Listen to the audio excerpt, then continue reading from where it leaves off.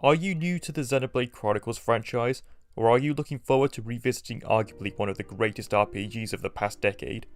Either way, these are some things that you might want to keep in mind as you embark on an experience that many fans hold close to their hearts. How are we today, everybody? I hope you're all good. My name is Peter, and for this video, I'd like to talk about Xenoblade Chronicles Definitive Edition, the upcoming Switch remake of the Wii JRPG classic Xenoblade Chronicles, set to be released during this May, 10 years after the original version's release in Japan. With this enhanced remaster on the way, I figured I'd give my advice to those that will be experiencing the story of Shulk and the Monado for the very first time, or maybe even those that fancy a return trip to the worlds of Bionis and Mechonis. To give you guys and gals some background, I've played the new Nintendo 3DS port of the original, and it has since become one of my favourite games of all time, quite possibly my second favourite game under the JRPG genre in fact, behind Dragon Quest VIII on the PS2. And while its spiritual successor, Xenoblade Chronicles X for the Wii U, didn't exactly click with me, the sequel, Xenoblade Chronicles 2, is quite possibly one of my favourite titles to come to the Switch so far, and now many more people have the chance to play the game that started it all, but that's if you don't count Xenogears, that is. Anyway, in this video, I will be going over some of the things that I think will be important to consider before you embark on this epic adventure, so that you can have the best possible experience with such a groundbreaking classic, which has been praised for defying certain tropes that the JRPG genre has suffered from for quite some time, as well as for having quite possibly one of the most thought-provoking stories ever told in the video game medium.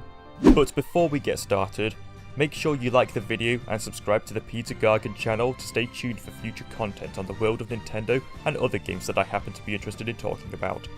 Also, don't forget to ring that bell with notifications on, so that you don't miss the latest. Thank you very much, and with that out of the way, let's get into the video. This first tip sort of goes without saying, and can pretty much apply to almost any game ever made, but it especially rings true to Xenoblade Chronicles, and this is to make sure you have enough spare time to set aside when it comes around to playing it. According to howlongtobeat.com, Xenoblade takes an average of 68 hours to finish the main story, and 161 hours to completely see and do everything it has to offer. Keep in mind that these are rough estimates, and can be very different to the amount of time that you yourself could end up investing. This is because the Definitive Edition will also come alongside a new story, known as Future Connected, which has never been seen before, so depending on what content it has in store, these numbers will most likely change from the original. On my first playthrough, it probably took around 80 to 90 hours to beat the story, but a good chunk of that time also stemmed from wanting to do a few side quests along the way, as there will be certain side quests that will no longer be available when you reach certain points in the story, something I want to come back to later on in the video. Another reason why I'm putting emphasis on setting time aside is because Xenoblade is one of those games that you'll want to take your time with, as there's all sorts of characters and lore that I feel can be fully appreciated when you explore things at your own pace and take it all in. It's so easy nowadays to rush through each new game you play due to how much variety there is out there, but Xenoblade is one of those games that I recommend you take your time with in order to fully appreciate what it has to offer.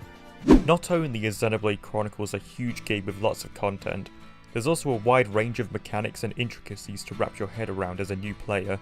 I remember when I first watched footage of the game before playing, and being rather overwhelmed by all the numbers flying around and all the different things you could do to enhance your party, such as upgrading battle art, raising character affinity, and gem crafting. However, once I played it, things weren't as complicated as they seemed, which is why my advice here is to not get intimidated by the variety of things to do here. This is because things are naturally introduced to you as the game progresses, so you don't have to worry about being overwhelmed by everything at one go. There will be tutorials and guides that you can easily look at again when you're not sure about something, so don't let this put you off. Even then, based on what I've seen of the Definitive Edition, it looks as if the mechanics are being made much more accessible for those that are new to the game, as well as those who initially found things a bit complicated the first time round. One of my favourite things about Xenoblade in terms of its gameplay is that it defies the necessity to grind enemies for hours on end in order to level up, something that an awful lot of JRPGs suffer from. Even my favourite RPG is guilty of this at times. From my experience playing Xenoblade, it is paced in such a way in which you can experience the story without having to put time aside to level up in order to beat a boss you're struggling with. One of the alternative ways you can level up is by completing various side quests offered by the NPCs you interact with throughout your journey. Not only do you gain experience by doing this, but sometimes it can really help enhance the world building and make the worlds of Bionis and Mechonis feel so much more alive. as some NPCs have been given personalities of their own and make you feel more invested in each area as if they are living, breathing societies. Another incentive to do side quests, as I've mentioned earlier, is to keep an eye out for those that will disappear after certain points in the story.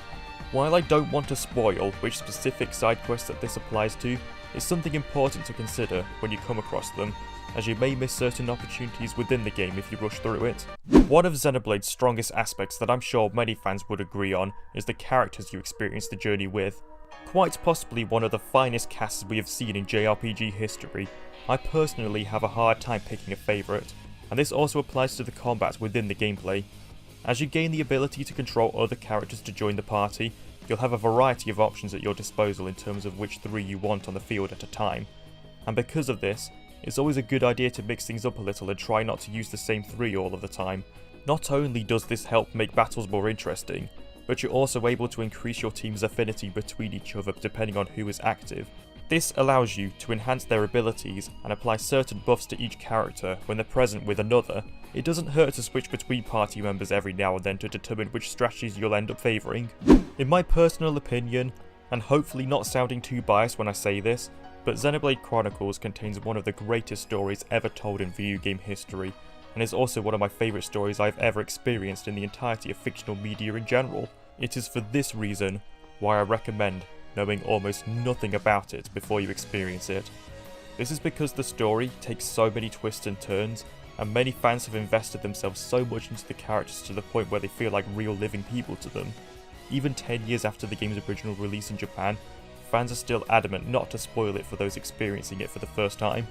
I also feel that once you beat the game and decide to replay it again, you'll be able to appreciate even more details in the narrative leading up to later portions of the game, as it is filled with some rather sneaky foreshadowing that gives certain moments a completely different meaning than in the initial playthrough. I can't count how many times I've been completely blown away by certain scenes now that they've been given new context based on what's to come. While I don't want to spoil anything in particular, it is one of the main reasons why I love this game so much, so try your best to avoid spoilers for this reason. The less you know, the better, and if you know next to nothing, then let me tell you now that long-time Xenoblade fans such as myself are envious of the position you're in right now. This is because many fans wish that they could forget their first playthrough in order to recapture that feeling of experiencing it for the very first time once again, as subsequent playthroughs will never be the same. Not that that's a bad thing or anything, but you know how the saying goes, you'll never forget your first time. If you do, however, want to take a sneak peek at what you'll be getting yourselves into, I recommend giving Jugger Conroy's Let's Play series of the original version a watch if you haven't already. I'll leave a link to the playlist in the description, which you can watch later after you finish this video. Besides playing the game and seeing it for yourself, this series is in my opinion one of the best ways you can experience the story, as I feel Jugger does so much justice to what makes this game so special to his fans, because you can tell how passionate he is about it as he takes you through the journey. Anyway, those were my tips for making the most out of your Xenoblade Chronicles Definitive Edition journey. I hope you've enjoyed it. Let me know whether this will be your first ever Xenoblade experience, or if you've been a long-time fan just itching to revisit it once more. Thank you very much for watching, and until next time, see you later.